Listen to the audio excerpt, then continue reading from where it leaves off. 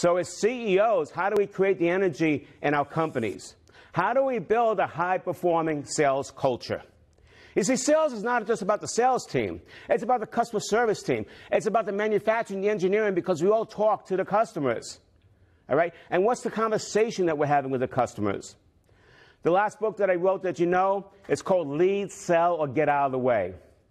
Why do we put that title in there? Well, there's a change in the sales profession.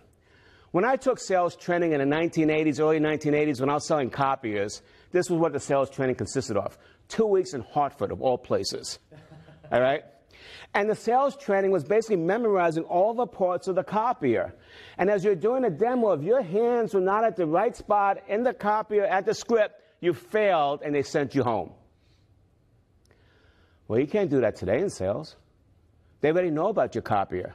They already know about you before you come in because of the internet.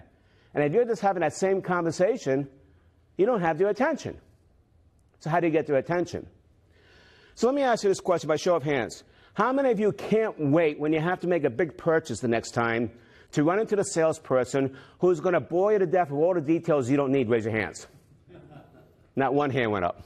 But now, how many of you would value someone's advice to make sure that you're making the right decision? Raise your hands. And all the hands go up. And what that said to me is the change is this. We can no longer act as salespeople. We must act as leaders.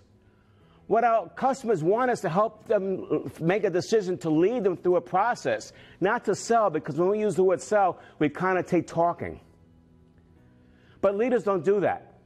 They have visions. They ask questions. They listen. All right? They have accountability. So we ported the 7 traits of highly effective leaders into the sales process, and that's why we call the book Lead, Sell, or Get Out of the Way. Because if you lead, you'll sell. If you don't, you will be pushed out of the way.